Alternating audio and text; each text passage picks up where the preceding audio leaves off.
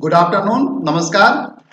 आज के वीडियो में हम लोग देखेंगे इनकम टैक्स पे टैक्स कैसे बचाएं। इनकम टैक्स पे 12,500 तक की जो हमें छूट दी जाती है, रिबेट दी जाती है, उसका बेनिफिट हम लोग कैसे उठाएं। जैसा कि आप देख रहे हैं, टॉपिक में देख रहे होंगे कि अपनी आय करों को बचाएं 12,500 तक वित्तीय वर्ष 2019-20 या उसके बाद के वर्षों के लिए। तो हम इसके संदर्भ में अब हम तो बातें करेंगे। तो हम लोग देखेंगे, सबसे पहले देखेंगे कि इसमें कानून क्या कहता है, उसके बाद हम इसकी बारीकियों को समझेंगे। उस पर हम देखेंगे कि अब हम इसके रिगार्डिंग कैसे टैक्स का वो प्लान कर सकते हैं, कैसे 12,500 सेव करने के लिए हमें क्या करना चाहिए।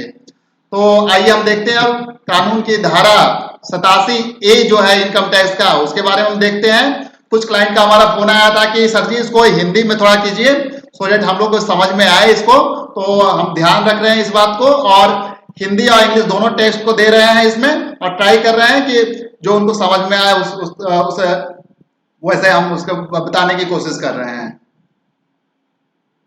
तो आइए देखिए, सेक्शन 87A जो इनकम टैक्स का है वो इसके रिबेट की बात करता है 12,500 तक की। तो 12,500 का रिबेट जो अवेलेबल है किस टैक्स पेयर के लिए, सबसे पहले तो हम ये देख रहे हैं। तो कोई भारत का निवासी जिसकी कुल आय, ध्यान दीजिएगा, कुल आय 5 लाख रुपए से अधिक नहीं है वित्तीय वर्ष 2019-20 और उसके बाद के वर्षों में उसको उसकी जितना टैक्स बनती है और 12,500 रुपया जो दोनों में कम है वहां तक उसकी टैक्स की कटौती रिबेट दी जाएगी। तो अब देखिए कि इसके रिगार्डिंग कहते कोई भी भारत का निवासी, ठीक है, कोई भी इंडिविजुअल रेजिडेंट जो भारत का रेजिडेंट है उसको जो 5% के स्लैब में आता है, मतलब जिसकी इनकम टोटल इनकम 5 लाख है। अब जैसा देखेंगे स्लैब क्या है आपका, जो जनरल है, अगर 2.5 लाख से 5 लाख तक का 5% का टैक्स है तो वो 5% के स्लैब में आता है। या फिर सीनियर सिटीजन के केस में देखेंगे 3 लाख से 5 लाख है और फिर 3.5 लाख से 5 लाख जो ये आता है। वेरी सीनियर सिटीजन के केस में आप 5 लाख से देखें, 5 लाख तक उनको कोई टैक्स नहीं लगता, तो उनको तो बेनिफिट नहीं मिलेगा, लेकिन बाकी जो टैक्स पेयर हैं उनको बेनिफिट मिल जाएगा इसको। तो आइए देखते हैं, कहते हैं टोटल इनकम या कुल आय 5 लाख रुपए से ज्यादा नहीं, उसी को इसका टैक्स का बेनिफिट मिलेगा। तो टोटल इनकम में क्या होगा, टोटल इनकम में आपके सारे तरह की इनकम आ जाएंगे। इनकम फ्रॉम सैलरी हो, income from business and profession हो, कैपिटल गेन हो, इनकम फ्रॉम अदर सोर्सेज हो आपका, ठीक है। तो इस सारे तरह की इनकम, आपकी इनकम फ्रॉम हाउस प्रॉपर्टी, सारे तरह की इनकम आ जाएंगे।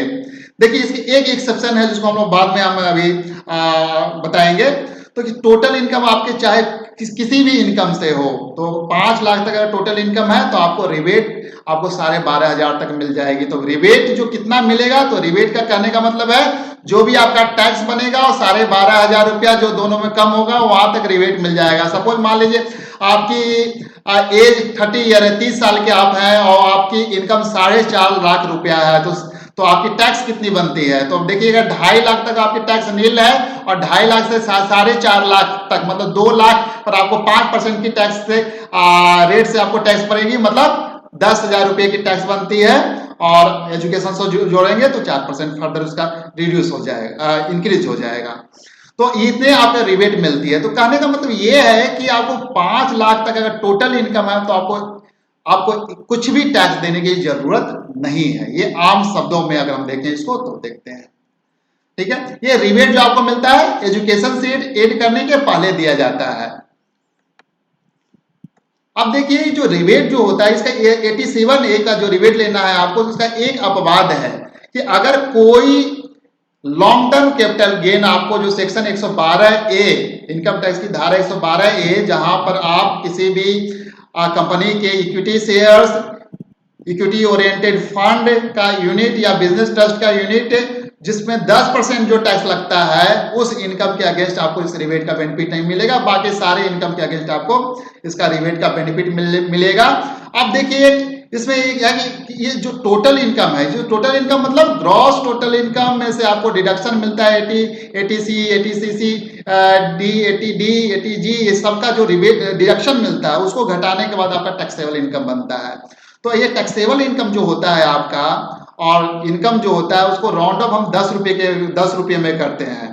तो इसमें आप ध्यान दीजिएगा कि अगर 5 लाख से आपका एक्सीड कर रहा है, 5 लाख 10 रुपये से एक्सीड कर 10 रुपये का उससे एक्सीड कर जा रहा है, तो आपको टोटल 12,500 प्लस जितना भी एक्सीड करेगा उसका 20% के रेट से आपको टैक्स देना पड़ता है। तो इसको ध्यान रखिएगा कि राउंडिंग ऑफ 10 रुपये तक होता है। तो आपको 5 लाख तक ही टोटल इनकम होंगे तभी आपको इसका टैक्स का बेनिफिट मिलेगा। अब हम इसके रिगार्डिंग देखते हैं कि हम टैक्स को प्लान कैसे करेंगे इसमें।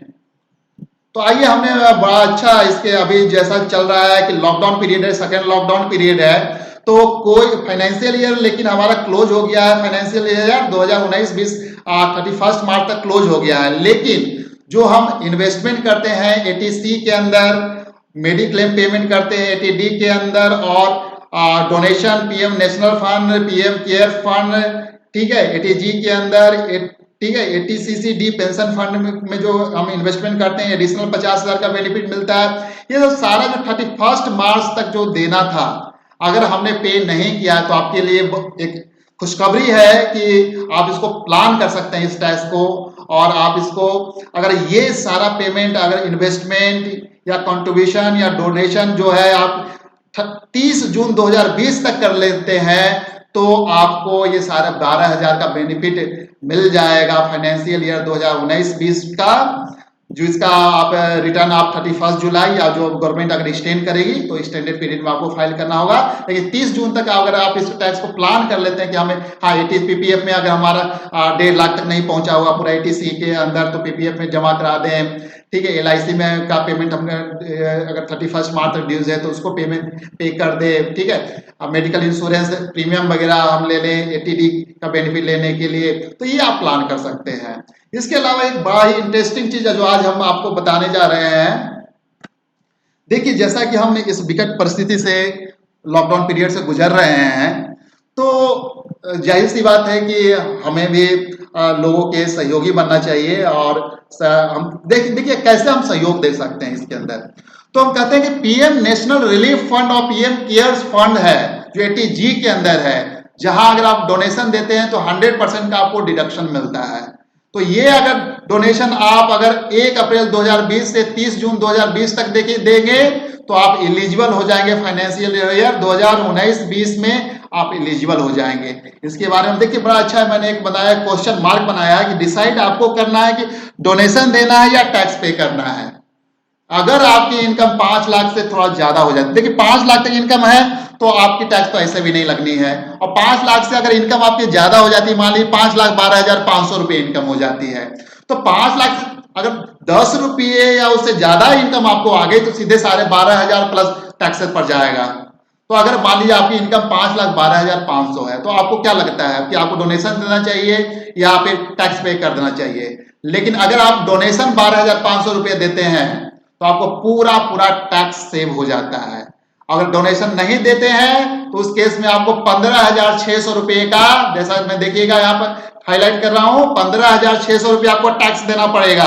मतलब डोनेशन से ज्यादा आपको टैक्स पे करना पड़ेगा। तो बेटर सजेस्टेड टैक्स प्लानिंग है आपका कि आप 12,500 तक डोनेशन दीजिए और 5 लाख से अपने टोटल इनकम को 5 लाख तक या उससे नीचे अपने टोटल इनकम को लाइए, सो दैट 12,500 का पूरा आपको टैक्स बेनिफिट मिल जाएगा। तो ये ब्यूटीफुल टैक्स प्लानिंग है आपके लिए जो सजेस्टेड है। और अब हम देखेंगे कुछ नोट देखेंगे इसके अंदर, चूंकि हम ये है कि शॉर्ट पीरियड में इस बात को हम रखें। तो हम ये देखते हैं कि जैसा कि 30 पीपीएफ अकाउंट वगैरह में जो है जो 1.5 लाख तक का जो रिस्ट्रिक्शन होता है कि 1.5 लाख तक आपको डिपॉजिट करना हो, हम डिपॉजिट नहीं करते हैं 31 मार्च तक, तो उसको हम अप्रैल से जून 2020 तक उसको डिपॉजिट कर दें, आईटीसी के अंदर हम बेनिफिट ले लें और फाइनेंशियल 2019-20 में उसको हम क्लेम कर सकते हैं। दूसरी बात यह है कि जो ओल्ड पॉलिसी है एलआईसी का, मेडिक्लेम का, पीपीएफ, एनपीएस वगैरह का हमारा जिसका प्रीमियम ड्यू हो रहा था 31 मार्च तक ड्यू हो रहा था, लेकिन जिसका पेमेंट हमने 30 जून तक हमने किया है तो उसका भी बेनिफिट आप ले सकते हैं फाइनेंशियल ईयर 2019-20, मतलब असेसमेंट ईयर 2020 से 21। हम फाइनेंशियल ईयर बोलते हैं क्योंकि आप कंफ्यूज नहीं हो, ठीक है, फाइनेंशियल। लेकिन